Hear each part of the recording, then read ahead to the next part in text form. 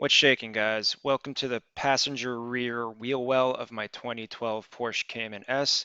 Today's project is to replace the spark plugs, and I'm going to start off by apologizing for the quality of this video. It was a very long and hot day. I was having camera issues all day, and I missed the whole first part somehow.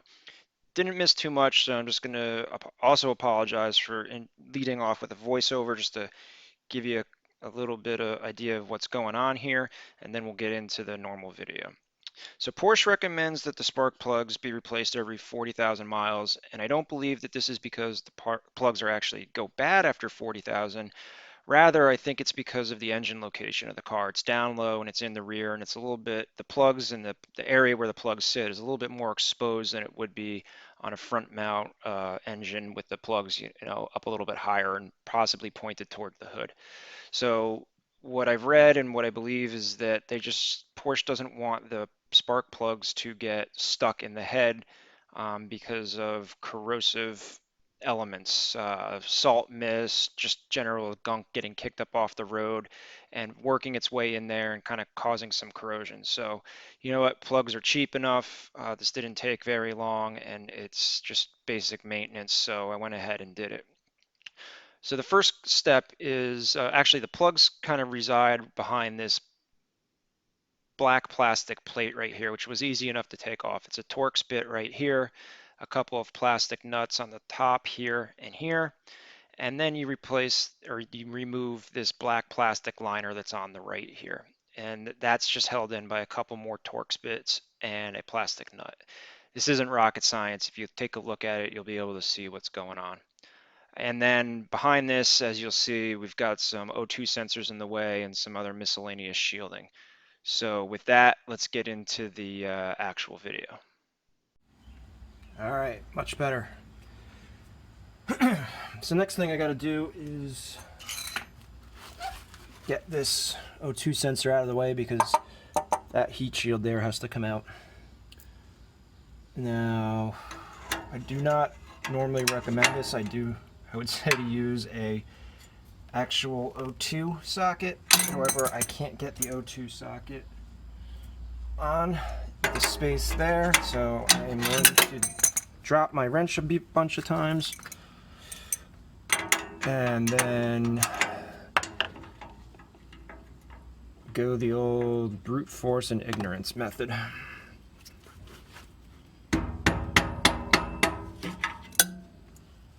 I'm extremely shocked at how easily both these guys came out. Just push them off to the side. Alright. So now I got these little star bit things, which these aren't the trigons or the tri-square bits. I don't think they are anyway. And I don't know what the right bit to use is, but I've been using a 12 point and it seems to work. They're not on there very tight, and so at this point I'm just going with whatever works is the right tool. So there's one there, and I'm gonna have to find a better camera angle because this is up too high. Let me see if I can just rest this on something. There's another one. Oops. Right there, right behind this second O2 sensor. That guy's got to come out.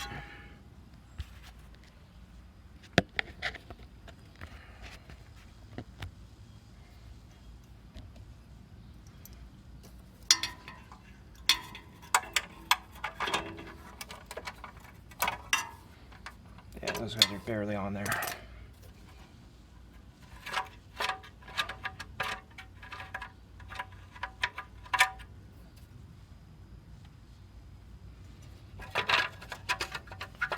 Then you can just hopefully wiggle this heat shield out. At least I was able to on the other side. What's keeping it in over here?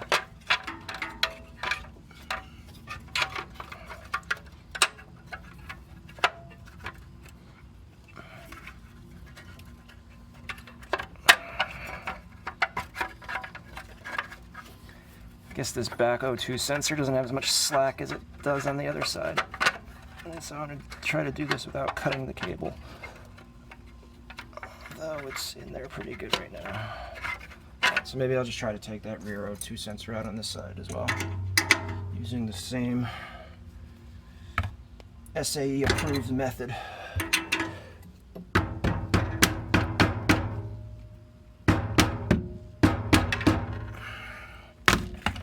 Well, that's what you get for getting in the way, camera.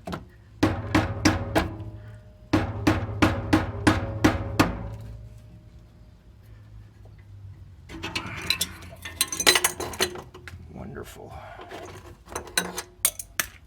I'm gonna buy the correct size wrench for this.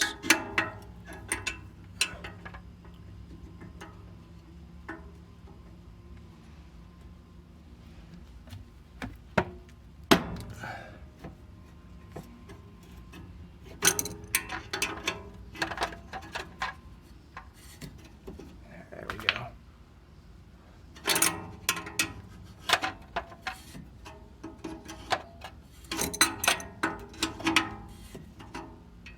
I didn't have to do this on the other side, but there were a couple points when I wish I had.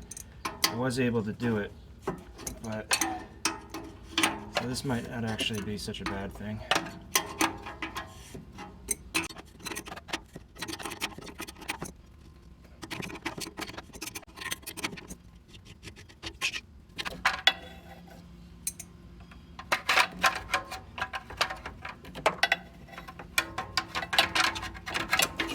Alright, that's out. Alright, we got all the angles up in here. Alright, so hopefully you can see a little bit better. So, next order of business. Getting these coil packs out. They've each got a Torx bit. I believe it's a T30. So I've made this handy little contraption to help me get it out because I didn't have the proper Torx bit for a ratchet. All right, let's see if this is a little bit more stable.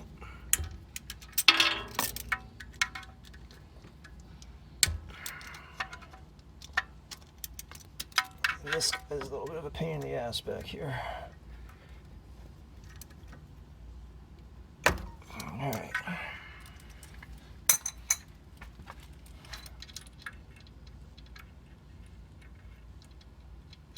And I don't exactly know why I have this on a wobble extension, but I do. Sure, I don't drop this bolt between the heat shield and lose it forever.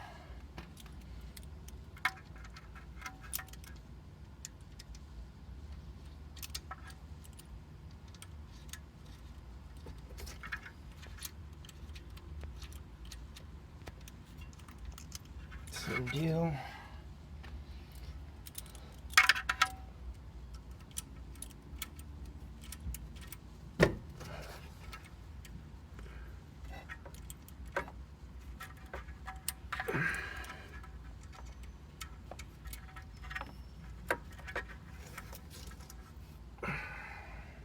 All right. Then this part, well, you might be able to see it, you might not. On top of this is a black electrical connector that goes onto the coil pack. There's a little thumb tab up there, which actually you can see it over on this one. Right here, you gotta press that. Press that in, and then the connector should slide right up. My arm's gonna get in the way here, but it's 1, 2. Kind of some cable that's in the way.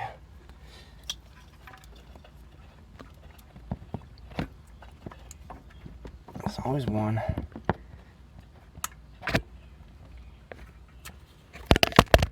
All right, so all those guys are out. 1 coil pack. 2 coil packs.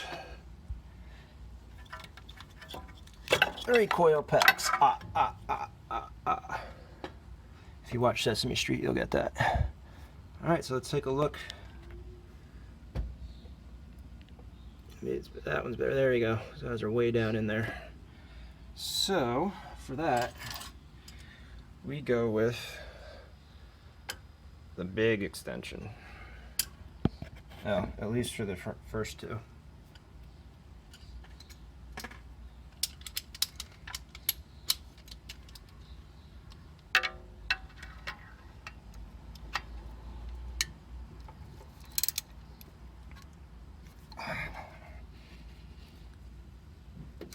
There we go. They're only supposed to be in there with 21 foot-pounds.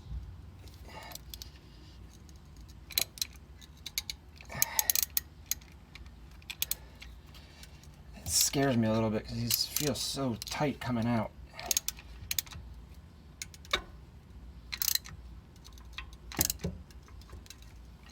I guess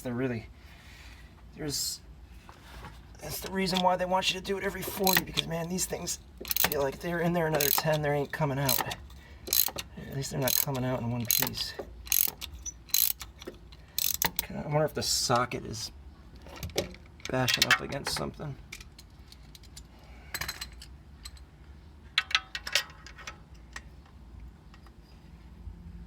Yep, not yet.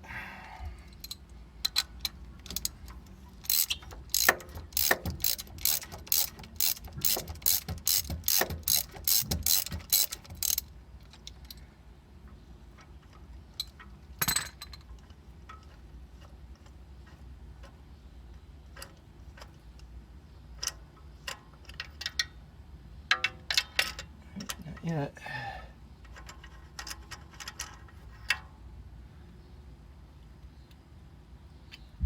Alright, that's one. Doesn't seem that bad.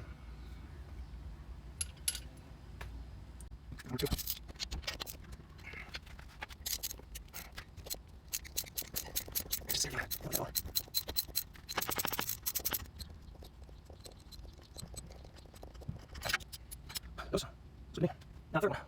It's not moving more. Press. He is now long extension work. Short extension. I think it'd be great. Extension.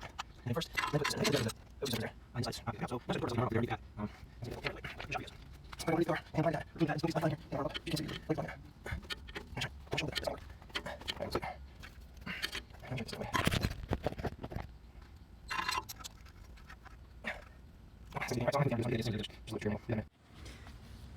Got them all out. That last one was really scary. It had resistance all the way right up to the end. This is also why you wear gloves when you do this crap. So anyway, these are the guys. This is passenger side, rear, middle, front cylinder.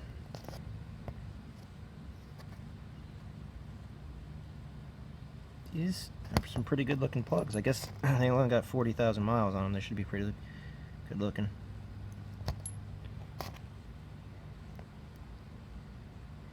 So yeah, alright, that's how you get spark plugs out.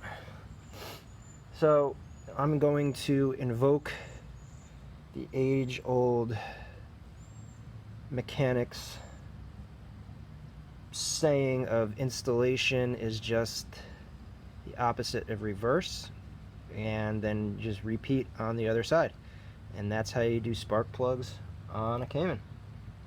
So if you like what you saw, please give it a thumbs up, comment if you got any questions, or tell me if you liked the video, or tell me if you hated the video. And if you liked the video, then also don't forget to subscribe for more Cayman projects, maybe some other stuff as well. So anyway, thanks for watching.